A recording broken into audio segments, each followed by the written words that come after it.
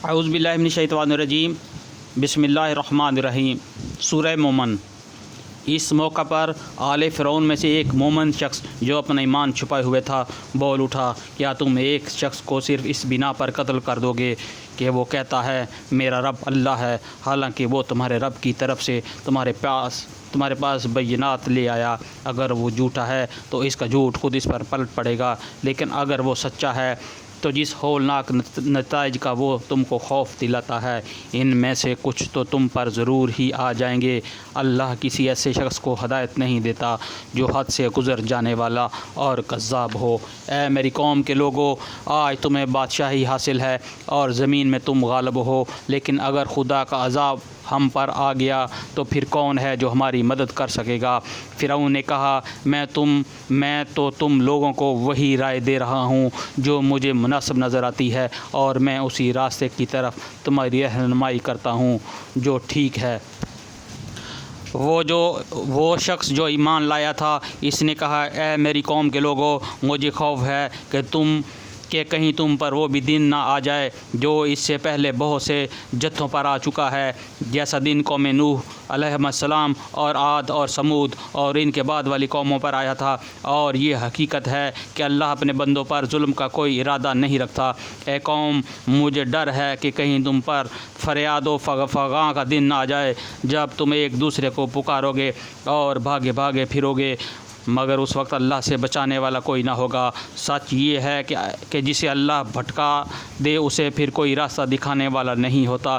اس سے پہلے یوسف علیہ السلام تمہارے پاس بینات لے کر آئے، مگر تم ان کی لائی ہوئی تعلیم کی طرف سے شک میں پڑے رہے۔ پھر جب ان کا انتقال ہو گیا تو تم نے کہا اب ان کے بعد اللہ کوئی رسول ہرگز نہ بھیجے گا۔ اسی طرح اللہ ان سب لوگوں کو گمراہی میں ڈال دیتا ہے جو حد سے گزرنے والے اور شکی ہوتے ہیں اور اللہ کی آیات میں جھگڑے کرتے ہیں بغیر اس کے کہ ان کے پاس کوئی سند یا دلیل آئی ہوئی ہو۔ یہ رویہ اللہ اور ایمان لانے والوں کے نزدیک سخت مبغوض ہے۔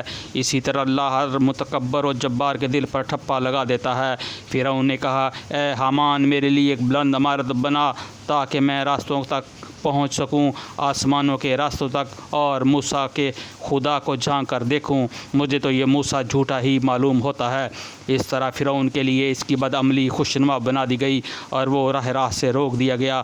فرعون کی ساری چال بازی اس پر اپنی تباہی کے راستے میں ہی صرف ہوئی۔ وہ شخص جو ایمان لایا تھا بولا، اے میری قوم کے لوگو، میری بات مانو، میں تمہیں صحیح راستہ بتاتا ہوں۔ اے میری قوم، یہ دنیا کی زندگی تو چند روز ہے، ہمیشہ کی قیام کی زندگی آخرت ہی میں ہے۔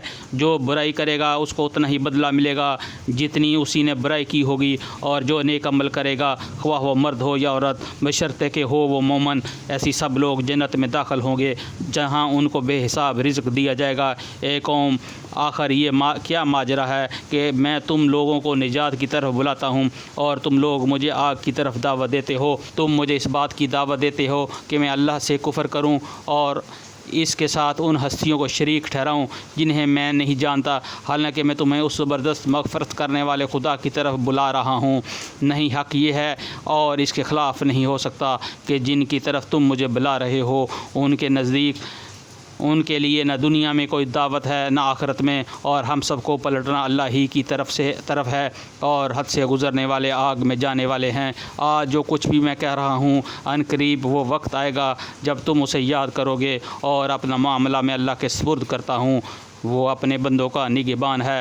آخرکار ان لوگوں نے جو بری سے بری چالیں اس مومن کے خلاف چلیں، اللہ نے ان سب سے اس کو بچا لیا، اور فرعون کے ساتھی خود بدترین عذاب کی پھیر میں آ گئے۔